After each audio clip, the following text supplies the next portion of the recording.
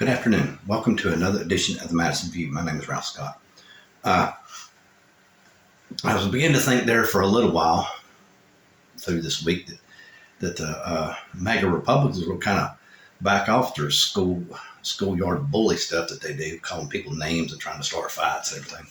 Because of the comment Ted Cruz made about the Ugandan homosexual law about they'll put people to death for being homosexuals, or gay. And he made a comment that, he didn't think that was right. You shouldn't throw a rock, if you're without sin, all that kind of stuff. In a biblical verse, which made me kind of have a little bit of hope there for a little while. And then next thing you know, Donald Trump gets charged with this, with the classified material at Mar-a-Lago. And I didn't realize it was as many documents as what it was. I mean, they started showing pictures of it on TV and on the internet about how the documents were placed. Evidently, that when the FBI come in and raided the place, they took pictures of them and everything. I mean, these things. He said he kept them in a bathroom, in some kind of den, or it's just amazing how many records there was. And the biggest thing was there's a whole classification I didn't know existed, like 4 eyes only or something like that. It's only like 5 people in America can read them, and the president is one of them. And he never even turned that back in. Like the one woman said that those documents right there, and I'm not sure if I said that classification right or not, 4 eyes only, is the most critical national defense documents we have. It explains our strategies for defense or offensive methods in the battlefield. And those update continuously because, they're paying attention to all the different changes in armies and all that kind of stuff. And not only that, it also has to deal with our intelligence gathering capabilities. It told the foreign assets of other countries that feed us information or help us get into countries, stuff like that right there. I mean, that's just not good. And the way I understand it is Mar-a-Lago is a like a club. You can get in there if you have a membership. And they said something like 10,000 people was in Mar-a-Lago while all those documents were stored there. So God only knows who pulled one of them out and read it. Read it would be a really more proper way to say that. I mean, it's almost mind blowing to me for someone to be that stupid, But it's not, because I still honestly truth think no reason why Donald Trump's where he's at, because he got the best education his dad's money could buy. He has experience because he's been up there in the thing, but as far as like overall just strategic decisions and everything, the man's been broke like 4 times. I mean, I just don't think that he's a good analytical thinker. He might be a bully, but that's about it. I mean, I still do not even see why the Republicans, I don't know, I just don't see why they even voted for this guy. I mean, I don't know if someone asked him or what happened, but it just baffles me. There's some senator in Louisiana who used to be a sheriff, I think, or Texas or something like that. He used to be a sheriff. I can't remember the exact state, but or it could be a House of Representative guy who started quoting military technology in terms as soon as Trump got indicted. And basically he said that they, meaning the Democrats, will never win another election because the bodies will start stacking up like cordwood. So, that right there is...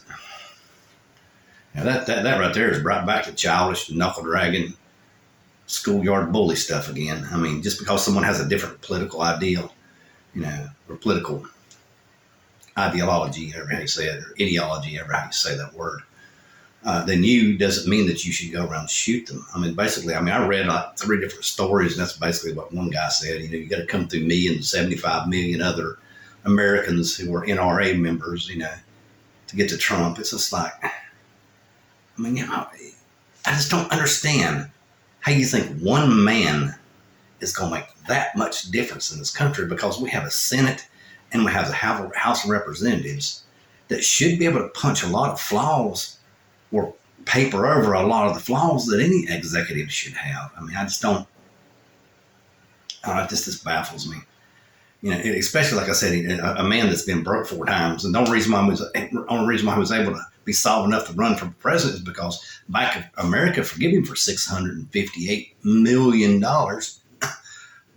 Basically $1 billion Bank of America forgave him in 2015 so he could run for the election in 2016.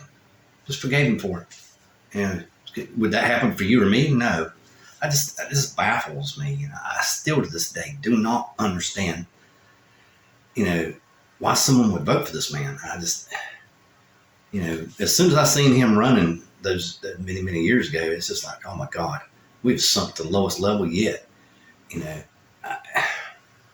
don't know, just to me, just basically just so arrogant and narcissistic and stack idiot on top of it. I mean, to stack documents up like that, where anybody can get a hold of them, is just so far beyond, like I said, mind blowing. I need to, because I'm rambling on now, I need to get off that subject. I just can't. I still don't understand for the life of me why someone even vote for this man. But they do. I don't understand it.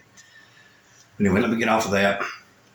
And I've noticed on the internet, a prominent psychologist or clinician, never how he calls himself, is backing the right. Now, me and this man have quite a few agreements, on things. Me and him agree quite a bit on quite a bit of stuff. But one of the things that I saw him on was he was talking about clean energy, and said that the left was, basically causing narcissistic and depressed people because they're trying to say the world's coming to an end because of climate change. They're saying doomsday stuff, but, I hate to tell him, but the right's saying the same thing. If you don't let Donald Trump, the world's going to come to an end. If you don't put the Christians in power, the world's going to come to an end. I mean, what's the difference? Both sides have their extremes, which is what I've always said in this video. And I'll be quite frank and honest with you, I disagree with the right extremists and I disagree with the left extremists. There's no need to be that extreme. I just don't see it. But anyway, his thing was that clean energy is too expensive and doesn't provide a way for poor people to, like in poor countries, to gain fuel, to gain access to economic mobility for them to rise. And I don't know the exact details of his argument and everything, but I do know some of it, which he pointed out was solar, right? The solar initiative that Germany is doing. He said that the Germans' cost of energy is 30 euro cents versus the American cost of energy, which is 15 cents. But so what I hate to tell him, I don't know the mix of the whole entire situation, but as far as I know, the United States, I think, has well over 5% mix of renewable energy now. I think between solar and wind, it's a fairly good sized mix. I don't know about Germany's mix now, but he was saying that the cost is too high in Germany compared to the United States. I kind of have to disagree with him a little bit, even though 30 euro cents is higher than 15 US dollar cents. The whole entire thing that makes capitalism work is profit incentive. So if that cost is up that high in Germany, some company around this world somewhere in the United States or France or whatever is looking at that money and going, oh yeah, I want a piece of that pie. So they're going to come in and they're going to really start knocking on it. Just like they're on the verge of fusion energy. According to what I understand it, they had a small reactor which would be capable of powering like 10,000 homes. They actually got to start up and function. Now, I don't know how long, but that right there would really lower the cost of energy. So his doomsday scenario about climate change and the world's coming to the end if you don't go to the right, he's preaching the same thing, is really just, again, another fabrication of the extreme right. But as far as my view on the climate change and everything, I think that the Earth is no different than, a room that you're sitting in. You got air in the room, and the Earth has so much atmosphere surrounding it. If you go build a fire in a room, like in the middle of the floor or some kind of kettle stove or whatever, and the smoke releases into the room, after the smoke reaches a certain level, it's going to run you out of there because it'll kill you if you stay in there, if you keep on breathing that smoke. Well, I think it's no different than the Earth. The Earth's climate and Earth's atmosphere can only absorb so much stuff before we take it to a tipping point where it's going to be fit for human life. And that's just kind of, I don't know. I just don't understand how someone can even see that. it just baffles me. You can't say that we couldn't do something, to destroy our own lives. And I just, I don't know. Is it necessarily the doomsday stuff that, the left preaches? Is it necessarily the doomsday stuff the right? No, I don't think so. From what I understand it, and like I said, we're up to like 5 or 10% in the United States for renewables now, and maybe just that nudge are all the way around the world. I mean, we've got trucks, cars, buses, planes, power stations. I mean, all kinds of stuff around the world has went to batteries and, solar alternatives, wind, stuff like that. So hopefully just what little bit the world has converted into the green energy, we can hopefully tip our climate back to a little bit more balancing point. Anyway, what I'd like to talk about now is Federalist Paper number 51. Okay, Madison was talking about the Supreme Court. He said that the only thing he worried about is, remember, a judge is appointed to the Supreme Court. It's forever, basically. So he was worried that they might take an ideology with them, or an ideology with them, and execute it to the extreme. And that's the reason why there need to be other judges on the panel to balance out that, that extremism of view or political tendency or political bias. And he was talking about that. But he said that what he was hoping, and again, he also talked about how if men were angels, there would be no need for a government. But it's a government is a man over man, so you have to really have safety guards, and safety rails and all that stuff.